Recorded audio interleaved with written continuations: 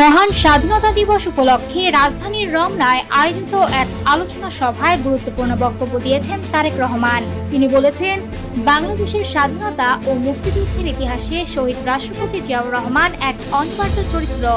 বক্তব্যে তিনি তুলে ধরেন, জিয়াউর রহমান শুধু একজন সামরিক কর্মকর্তাই ছিলেন না, বরং স্বাধীন বাংলাদেশের স্বপ্ন তিনি দীর্ঘদিন ধরে নিজের মনে ধারণ করেছিলেন।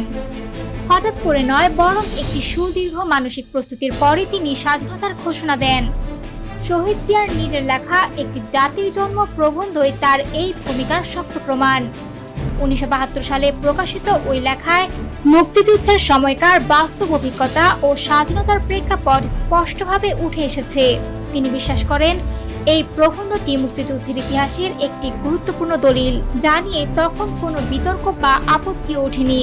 তিনি আরো বলেন, অতীতকে ভুলে গেলে জাতি দিশাহীন হয়ে পড়ে, আবার অতীত নিয়েই পড়ে থাকলেও সামনে এগোনো কঠিন হয়ে যায়।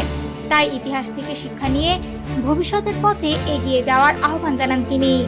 বক্তব্যের শুরুতেই 1971 সালের মহান মুক্তিযুদ্ধের সকল শহীদ বীর মুক্তিযোদ্ধা এবং সাধারণ জনগণের প্রতি গভীর শ্রদ্ধা জানান তিনি। একই সঙ্গে স্বাধীনতা ও মুক্তিযুদ্ধকে কোনো দলের নয়, বরং একটি জনযুদ্ধ হিসেবে উল্লেখ করেন।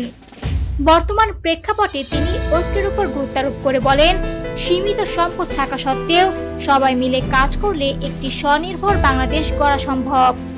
সবশেষে স্বাধীনতা দিবসের অঙ্গীকার হিসেবে তিনি বলেন, আমরা সবাই মিলে ভালো থাকব, একসঙ্গে এগিয়ে যাব এবং গড়ে তুলব একটি মানবিক, ন্যায়ভিত্তিক ও গণতান্ত্রিক বাংলাদেশ।